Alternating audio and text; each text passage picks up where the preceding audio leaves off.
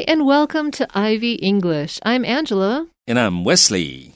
Today it is the 27th of July. We have another 2-day article for you, and this one is talking more or less about, I'm going to say, input devices. How do people input and print information over the years, starting from the printing press and ending with modern computers? 好，所以我们今天要谈的是输入的一些装置，从一开始从打字机到电脑，然后到键盘。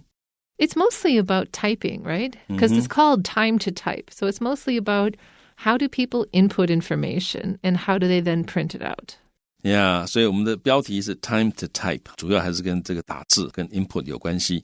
那我们的中文标题是按下课程播放键，了解键盘的演变。Okay, so let's read through the article.Today's half of the article, and then we'll go back through it sentence by sentence and analyze it for you. The printing press is one of history's greatest inventions because it was the spark for many significant changes. However, the printing press shouldn't be seen as just an invention from the past. Typewriters are the missing link between printing presses and the modern computers and keyboards we have today. How did we get from mechanical printing machines to today's advanced technology?For centuries, printing was done on specialized machines by highly trained printers. With the subsequent invention of typewriters, documents could be reproduced more quickly and more accurately. The earliest versions of typewriters date back to the late 1700s, but most models during this period were just patented and never produced commercially.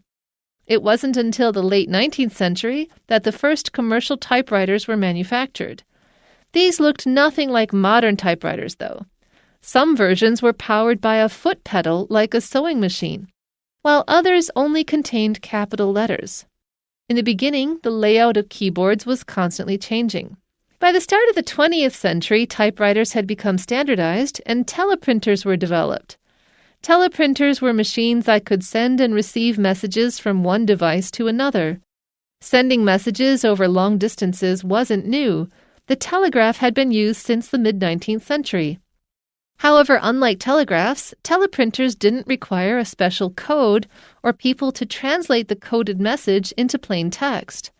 All that work could be done mechanically by the teleprinter. Eventually, the development of computing led to the evolution of the teleprinter into modern computers. The Video Display Terminal, or VDT, was one part that helped with this.The VDT allows computer users to see the text on a screen as they type, making computers incredibly user-friendly. By the late 1970s, all computers used a VDT. Technology companies later began manufacturing keyboards for their computers, which established them as the primary input device. Okay, we're going to stop here, and tomorrow we're going to talk in detail about keyboards as a kind of evolution and why certain choices were made. It's interesting to think about the evolution of printing because originally printing was about, reproducing books. But as we did more and more specific machines, now it's about reproducing documents. And sometimes it's not about reproducing them at all. Like now we use our computer technology to share random thoughts on the internet with strangers that are deliberately erased in 24 hours.所以这个本来最早我们讲，就像这篇文章里面提到，最早我们的印刷机呢，其实为了要印书的，但是后来慢慢的呢，就演变成为其实印刷的技术，或者是变成打字的技术，其实是变得是要复制一些文件啊、文稿等等的，然后慢慢的演变到现在，我们很多时候根本就不印了，在网络上面就直接把我们的 text 直接分享给很多也许是你不认识的人。Yeah.So we start off by talking about the printing press, which is one of history's greatest inventions, because it was the spark for many significant changes. And the reason it was the spark is that anytime human beings exchange information at faster rates, we learn things faster. And since human beings are learning machines, we start applying it to things we know and then learning about them and then sharing that information. And so honestly, the last 300 to 400 years have been about like an increasing level of information sharing and knowledge sharing. And now we've come to the sort of the super exponential spike of that with the internet. And now with the internet, we're not just sharing information, we're sharing in exponential levels of misinformation. And now we're even creating machines to create misinformation like ChatGPT. So, yeah. 所以这个真的是人类历史上面的这个印刷机，当然是个很重要的发明，因为它这里讲到说它是 one of history's greatest inventions， 历史上最重要最伟大的发明之一。为什么呢？因为它是 the spark 就是火花，也就是它是点燃某个东西的火星，或者它触发某个东西的因素，所以它是 the spark for many 许多 significant changes 重大的改变。所以印刷机的发明真的对于人类历史很重大的改变，因为就开始有了所谓的知识的传播，人类又是一个很喜欢学习的一种这个物种，所以知识呢就开始爆炸。所以像刚刚 Angela 老师讲的，从这个印刷机开始到现在不过几百年的期间，人类的知识这个爆炸。那尤其现在有了网络之后呢，不但知识爆炸，这个假知识伪知识也开始爆炸了，有很多东西它其实会告诉你一些错误的讯息啊等等的，这个是现代人的一个特性。However, the printing press shouldn't be seen as just an invention from the past, most importantly because we use printing presses on the daily everywhere, all over the planet. Printing presses now look not very similar to the original printing press, but printing presses are still very much a thing. 好，所以呢，他说尽管它是这么重要，但是呢 the printing press 就是印刷机呢 shouldn't be seen as 就它不应该被看成 just 只是怎么样的一个东西，所以我们不应该只把它看成是个什么东西而已。什么东西呢？我们不该把它看成只是一个 an invention from the past， 就是来自过去的发明，也就是过去的发明。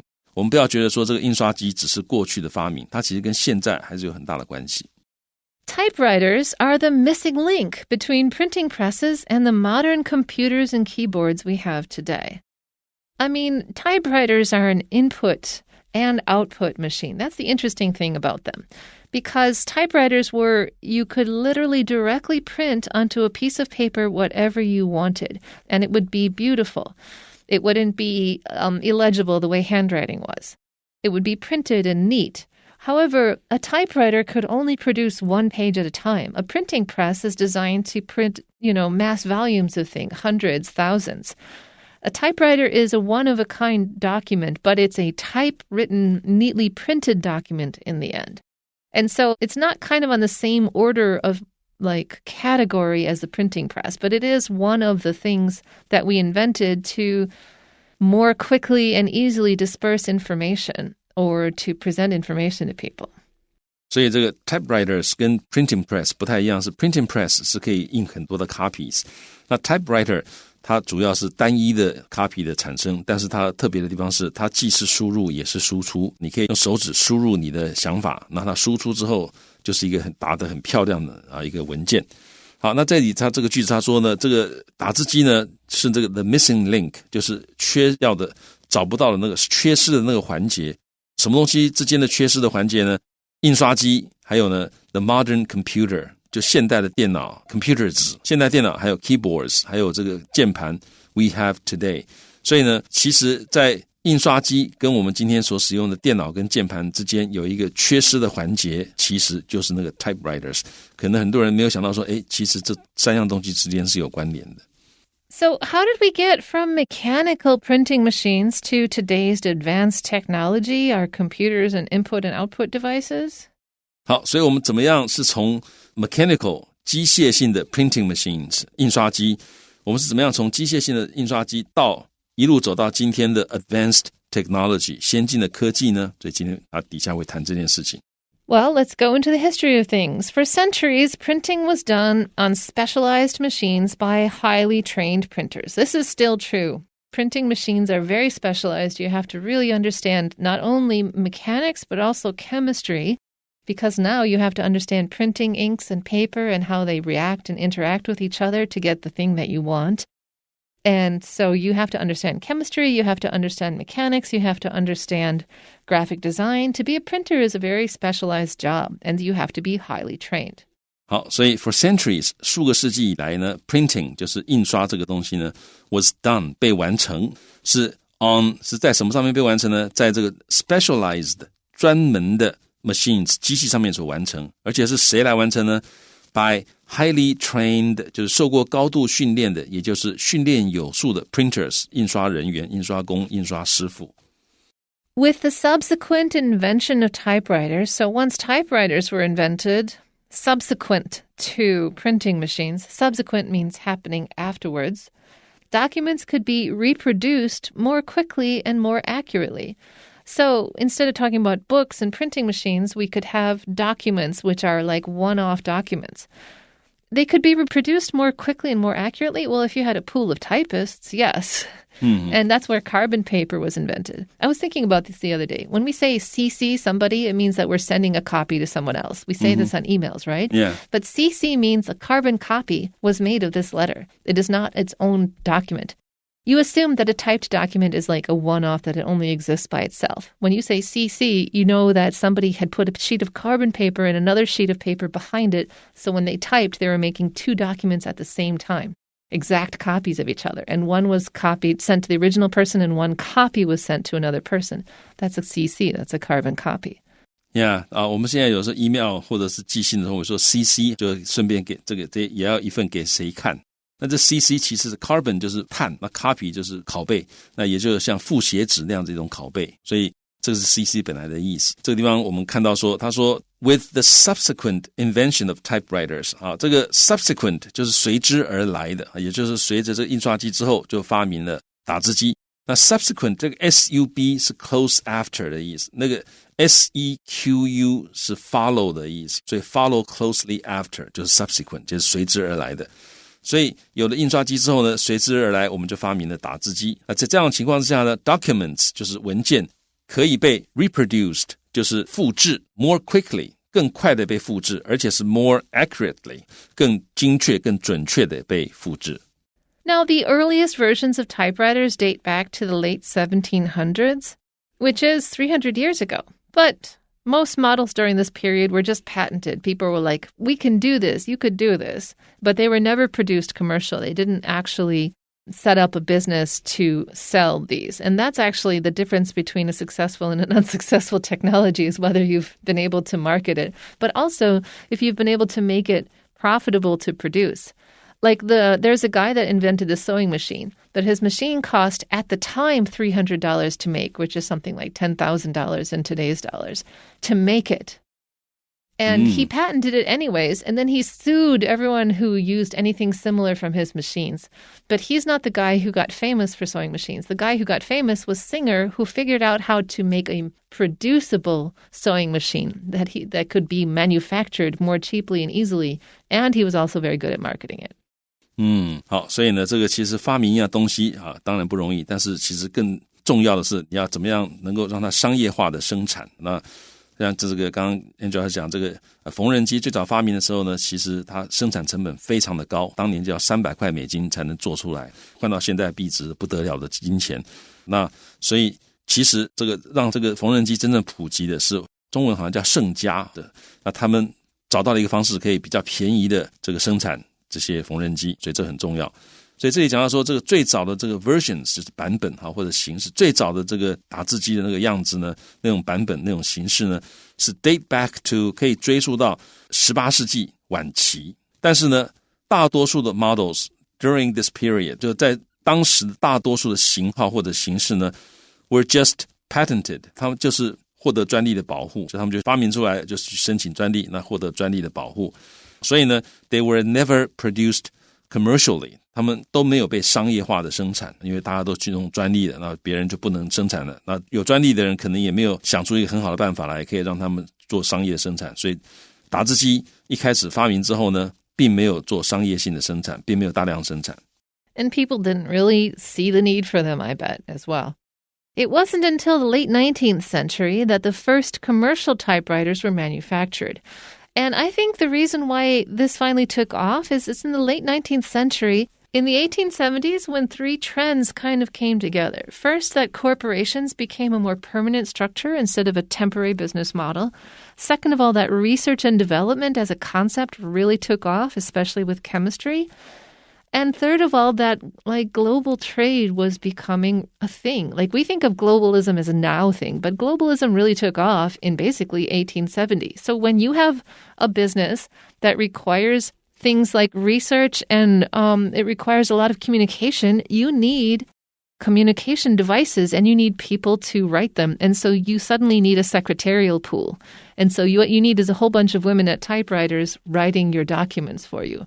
And this is when it's better to have typewriters where you can make 2 and 3 copies of the same letter at a time instead of handwriting things. It just was much faster and much more efficient to internally communicate and to communicate with other businesses. And so this is why, at this time, commercial typewriters, I think, finally took off as a concept because they were finally really needed. 好，我们先看这个句子，他说 It wasn't until 什么时候 that 就是一直要到这个时候 that 子句里面的事情才发生。所以这里讲到说，一直要到19世纪的后期，我们才看到第一个这种 commercial 就是商业生产的，就是用来做出来让你贩售，也就大量生产可以贩售的这个打字机 were manufactured 被制造出来。那也就是说，一直到19世纪末期才有这种商业模式、商业生产出来的这样的打字机可以买。那刚刚 Angela 讲，这个主要可能原因是因为1870年的时候，那个时候有3件事情同时发生，就3个潮流汇聚在一起。第一个潮流就是公司作为一种组织，当时已经觉得这个做生意需要一个公司这样的一个东西，这样一个概念。那此外呢，这个他们也发现到研发很重要。那另外一个就是全球的贸易在1870年的时候也开始起飞。那刚刚讲到这个公司研发这个还有公司内部的沟通，还有全球贸易的沟通，这些东西都让彼此的沟通还有这个记载变得非常重要，所以 communication 变得很重要，所以打字机就被发明出来。因为大家后来发现用写的比较慢，而且每个人的字不一样，这个可能到时候还会出现一些问题，所以就觉得打字机这个东西很重要，所以大家开始重视打字机了。So these initial machines looked nothing like modern typewriters, though. Some versions were powered by a foot pedal, like a sewing machine, while others only contained capital letters. Can you imagine? You're just shouting at people all day because you don't have small letters in your typewriter? 好，所以这个当时呢 these 就这些打字机，当时打字机 looked nothing like 就看起来一点也不像现代的打字机，这个都是不过放在句尾。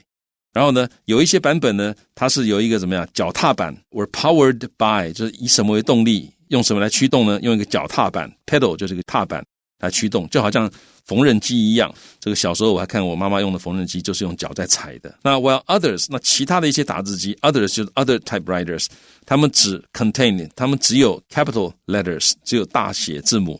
所以刚刚 Angela 说好感觉起来这个每一个打出来文件好像都在对人家吼叫一样因为如果你全部都用大写字母写东西的话，感觉起来就是你一直大声的对着这个读者在大叫，所以会有这种效果。In the beginning, also, the layout of keyboards was constantly changing. So now we have a standard keyboard, which is the QWERTY keyboard. But in the beginning, there was no standard keyboard.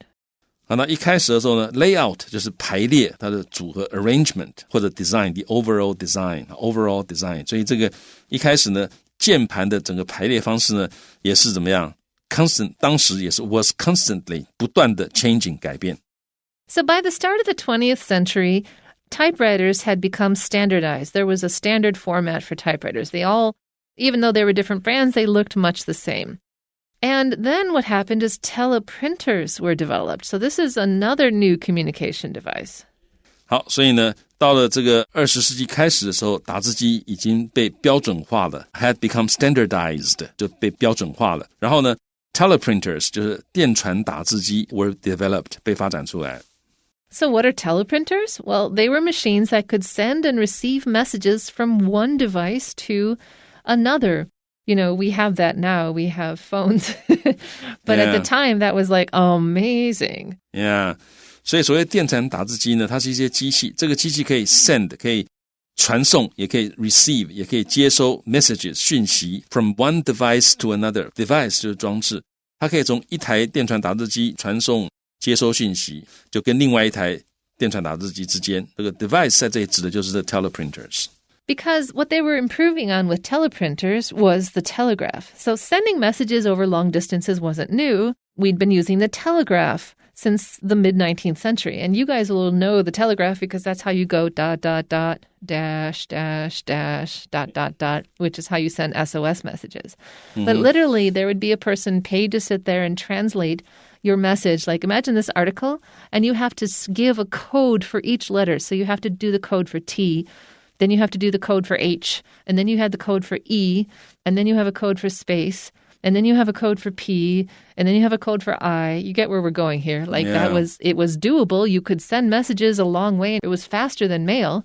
Yeah. But now they have teleprinters where you could just be like, the printing press is one of the history's greatest inventions. And the other side would just print out, the printing press is one of the history's greatest inventions. And like, wow, so much faster and better. Yeah. 所以 sending messages, 你要传送讯息 over long distance, 就是远距离传送讯息呢 wasn't new, 并不是什么新鲜的事情。因为 the telegraph, 就是电报 had been used, 已经被使用了。从这个19世纪中期就有人在用电报了，那差别是电报当然是每一个字母都会有一个特别的代码，那所以这个电报传输起来呢慢，而且呢很贵，所以我记得以前打电报的时候每个字都要算钱的，你就要尽量让那个字减少。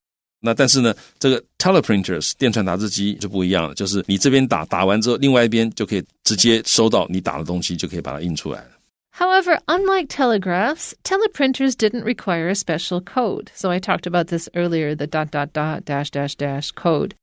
And they didn't need the people to translate a coded message into plain text. You could just be a normal person and type it in. You didn't have to be specially trained. 好，所以呢不同的是什么呢？就是跟电报不同的是，电传打字机呢它不需要一个 special code， 我们刚刚讲它不需要特殊的代码，也不需要人在那边 translate 翻译 the coded message， 就经过编码的讯息把它翻译成为 translate A into B， 把经过编码的讯息，这是 A， 把它翻译成为 plain text 文本。All that work could be done mechanically by the teleprinter. So the teleprinter did the work for you, which is the point of a machine. 所以那些工作就是特殊代码啦、翻译啊等等这些工作呢，都可以由这个 teleprinter 用机械性的方式把它做完，把它达成。Eventually, the development of computing, which is a huge step forward technologically compared to all the stuff we've just been talking about, this led to the evolution or the transformation of the teleprinter into modern computers. 好，所以 eventually 后来呢，这个电脑计算的发展就 led to 导致或者带来了 the evolution of the teleprinter， 带来了这个电传打字机的演化进化 into 让它进化成为现代的电脑。